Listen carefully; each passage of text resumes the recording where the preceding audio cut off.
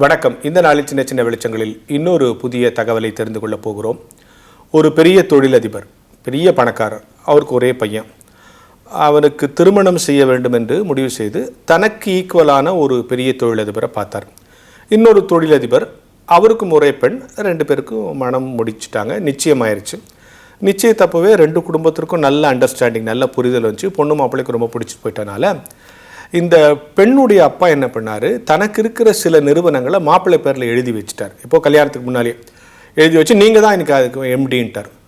உன்னை மாப்பிள்ளையுடைய அப்பா பெரிய பணக்காரில் அவர் சில கம்பெனிகள்லாம் பொண்ணு பேரில் எழுச்சி நீ தான் சிலத்துக்கெல்லாம் எம்டின்ட்டார். இப்போ கல்யாணத்துக்கு முன்னாலேயே மாப்பிள்ளையுடைய கம்பெனிக்கெல்லாம் பொண்ணு எம்டி, பொண்ணுடைய கம்பெனிக்கெல்லாம் மாப்பிள்ளை எம்டி. சரியா? கல்யாணம் முடிஞ்சிருச்சு. ஒரு 2 வருஷத்தில் 2 பேருக்கும் டைவர்ஸ் ஆயிடுச்சு.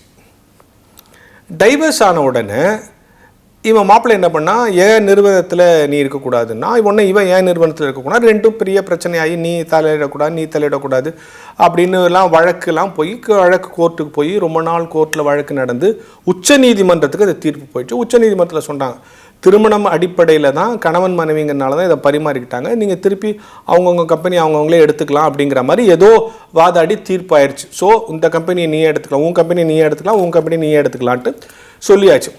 இந்த தீர்ப்பு இது தீர்ப்பாக வெளிவந்து இவங்களுக்கு அஞ்சலாக சேர்றதுக்குள்ள யாரோ ஒரு பெரிய மனுஷன் இந்த 2 பொண்ணு மாப்பிள்ளையை பார்த்து பேசி இவங்க 2 பேருக்குள்ள இது புரிதல் திருப்பி 2 பேரும் சேர்ந்துட்டாங்க.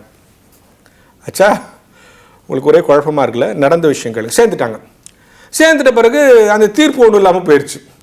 இப்போ இந்த தீர்ப்பை எடுத்துகிட்டு போய் அந்த ஜட்ஜிக்கிட்ட ஒருத்தன் கேட்டானா, தீர்ப்பு கொடுத்தியே சுப்ரீம் கோர்ட்டில், அதை யாரும் ஒன்றும் மதிக்கிற மாதிரி தெரியல. அவங்க 2 பேர் திருப்பி சேர்ந்துட்டாங்க. அதே மாதிரி இவன் கம்பெனி அவன் பார்த்துக்கிறான், அவன் கம்பெனி அவன் பார்த்துக்கிறான்.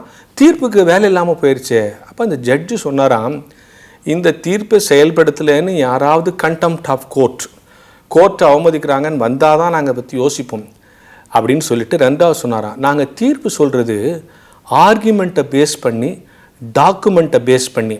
ஆனால் இங்கே நடந்திருக்கிறது சென்டிமெண்ட் விஷயம், இதில் தீர்ப்பு தலையிட முடியாதுன்னு சொன்னாராம். இதை நான் ஏன் சொல்கிறேங்கிறத நீங்கள் புரிஞ்சுங்க. கோர்ட்டில் எத்தனையோ தீர்ப்பு வரும், அதெல்லாம் ஆர்கியூமெண்ட்டை பேஸ் பண்ணி, டாக்குமெண்ட்டை பேஸ் பண்ணி. சென்டிமெண்ட்டுக்கு முன்னால் அதெல்லாம் ஜெயிக்க முடியாது. 2 மனசு ஒத்து போயிட்டா சுப்ரீம் கோர்ட் ஆர்டர் கூட ஒன்றும் கிடையாது. எனவே வழக்குகளால் வரக்கூடிய தீர்வு ஒருபோதும் நிரந்தரம் அல்ல, சரியும் அல்ல.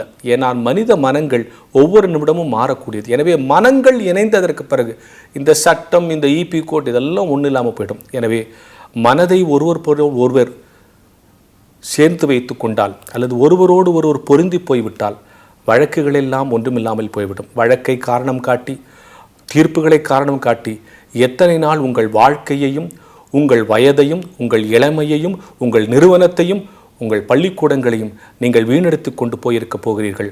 வழக்குகள் ஒன்றுமில்லை, அவை டாக்குமெண்ட் பேஸ்டு, ஆர்கியூமெண்ட் பேஸ்டு. சென்டிமெண்ட்டாக சில விஷயங்களை முடிவெடுத்தா வழக்கு கூட ஒன்றுமில்லாமல் போய்விடும் என்று இந்த நேரத்தில் எனக்கு சொல்ல தோன்றுகிறது. புரிந்தவர்கள் புரிந்து கொள்ளுங்கள் என்கிற ஞான வெளிச்சத்தோடு இந்த நாளை தொடங்குவோம்.